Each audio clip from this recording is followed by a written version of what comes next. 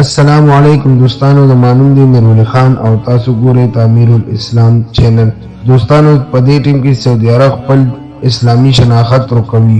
ایجاز مقدس نبی کریم صلی الله علیه و آله وسلم او د هغه صحابه کرام دا غي قبرونو سره سوچ د هغه رهاشي هم ختم کړ. د صرف د سمارټ او د ترقی یافته خار په نوم باندې ختم نه کړ، بلکې دا چې په کوم سیزونو کې یا په کوم مقامونو کې بدل کړ، هغه هم د دې مقامونو توهین دی. سعودي عرب خار یعنی مکه معظمه په دې ټیم کې 50% خپل مذهبي آثار یعنی د پیغمبرانو او د صحابو کورونه ختم کړل. د دې غټه وجه د غټ ټاور جوړول، غټ بلډینګونه جوړول چې د توصیف په نوم باندې دا یو مقام په نمبر باندې ختميږي، چې په دې نشانونو کې جمعتونه د صحابو کورونه حتی تر دې چې د دې قبرونه پکې هم شامل دي، صرف د پاره د دې چې دا نظام او دا ټاور د غړغړ بلډینګونه د سعودي عرب د پاره په کروڑونو اربونو ډالر وګټي.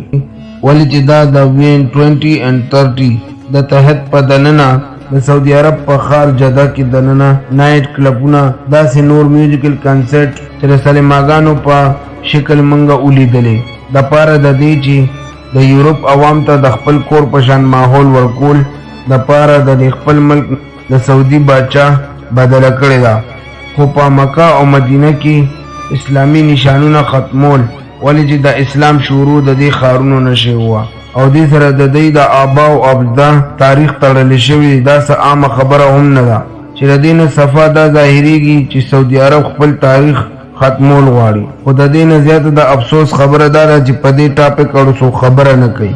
د دې آرټیکل متعلق چې ما کوم لینک ورکو، هغه لینک هم په پاکستان کې بین دی. دوستانو دا هغه کور دی چې په 570 عیسوي کې دلته د نبی اکرم صلی الله علیه و آله وسلم ولادت شوی. دا سي مقدس ځای اوران کو او اول د سارو د منډې ځای ته جوړ کو چې بیا د سعودي خلکو ډیر احتجاج وکړو، نو بیا یې د کتابونو لایبرری جوړه کړه. د دې نه دا تاسو کول غواړي چې دا څه کومه مجبوری و چې تاسو ته په پورا خار کې د منډې لپاره یعنی د کتابونو لایبرری لپاره بل ځای نه ملاوي چې تاسو د دینه لایبرری جوړه کړه.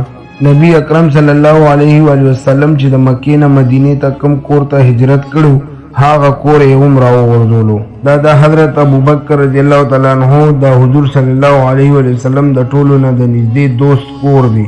دا یې راوغورځولو او دا د الټن هوټل په عظیم شان بلډینګ کې بدل کړو چې دا تاسو په سکرین لیدئ شئ.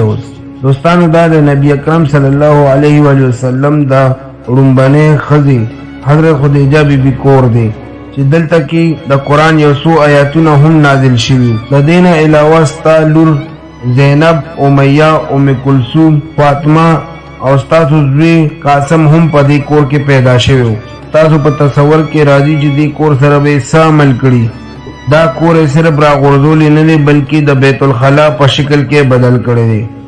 دایره ارقم یعنی د اسلام لومبني سکول دلته به نبی اکرم صلی الله علیه و آله وسلم صحابه کرامو ته سبق خولو چې دا ځای د مسجد الحرام په توسیع کې ختم کړو. په جنگ احد کې چې کله د نبی اکرم صلی الله علیه و آله وسلم غاښونه مبارک شهید شوي چې هغه غاښونه مبارک کې بیا په یو ځای کې خښ کړ چې د هغه غاښونو مبارک یو نشانی هم موجوده وه، هغه نشانی هم بالکل مکمل ختم کړې ده.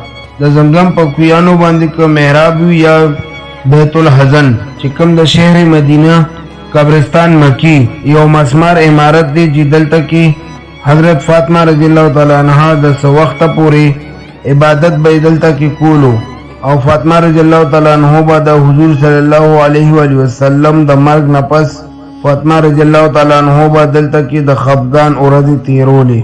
دلته یو کمره موجوده و چې د هغې د پاسه یو ګنبد و چې دا ګنبد یې په سن 1344 کې مکمل ختم کو، ولې چې شیعه حضرات دې ځای ته ډېر په مقدس نظر باندې کتل.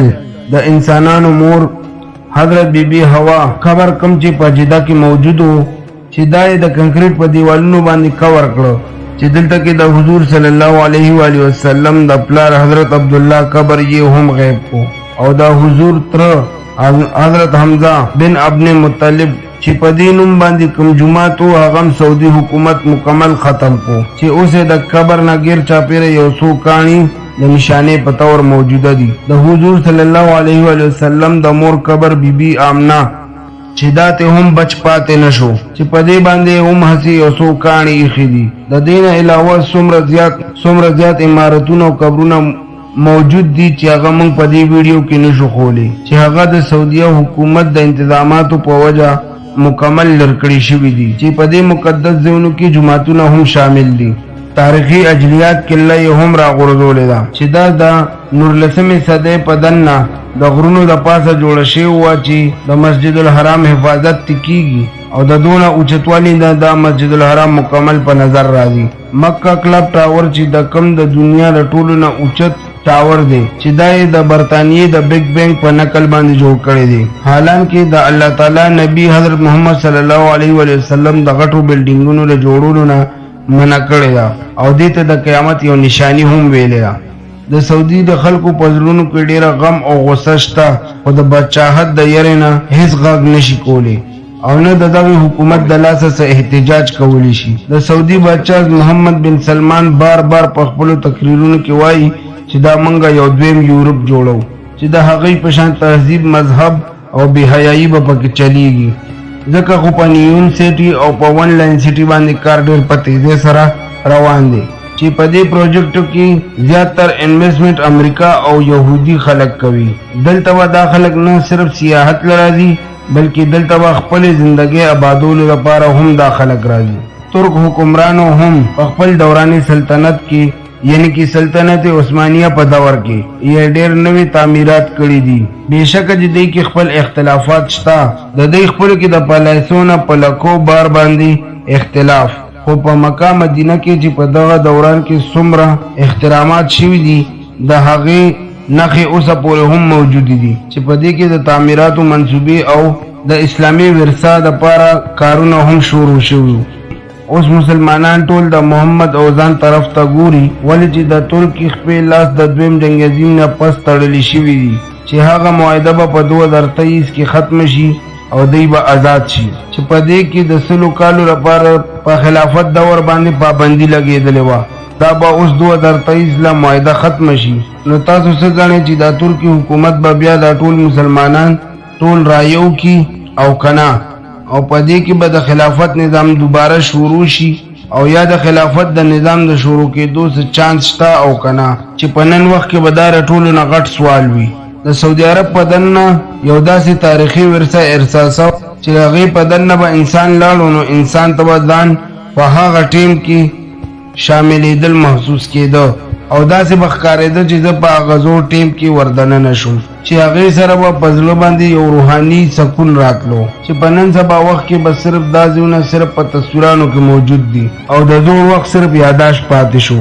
ځکه چې سعودي حکومت صرف خپل تاریخ نه صرف خپل مذهب نه بلکې پورا اسلام ختمول غواړي چې په نن وخت کې موږ مسلمانان صرف افسوس او احتجاجونه کولی شو چې موږ ته یورپین او ویسټرن ماحول نه دی پکار بلکې د اسلامي ورثه ضرورت دی. که دغسې خبره روانه وه نو صرف دا نشانونه نه بلکې سعودي حکومت به خپل پهچان ورک کړي ولې چې دې سعودي حکومت ته خپله پیژنګلو د اسلام د وجې میلاو شوې ده. ځکه خو چې د عربیانو بدعمالي د حد نه زیاته شوه نو بالکل د الله تعالی نیازبین قوم د بني اسرائیلو په شانتې بدی لر کی او د مسلمان حکمران حکومتونه به راشي لکه څنګه چې سلطنت عثمانیه. ولې چې کم قوم خپل تاریخ هیر کی نو هماغه قوم هماغسې د دې دنیا نه ختم شي او په کتابونو دایرو کې صرف د سبق اغشتو دپاره پاتې شي. دوستانو ستاسو په خیال چې اخیری دا څه وجه کیدی شي؟ تاسو موږ ته خپل رائے په خپل کامنټ سیکشن کې راکړئ. الله تعالی دې موږ د پوهېدو او د نیک عمله توفیق راکړي. آمین. زما امید دی چې دا ویډیو بس تاسو ډیره زیاته خوښه شوي وي. که دا ویډیو تاسو خوښه شوي وي نو لایک کې شیر کې او چینل ځان سره سبسکرایب کې چې تاسو ته زما نورې ویډیوګانې هم راځي. او اوس به زه تاسو سره میلاویږم په یو بله نوې انټرسټینګ ویډیو کې. تر هغه ټیمه پورې د خپل ځان زیات ډېر خیال ساتئ او ما په دعاګانو کې یاد ساتئ. الله حافظ.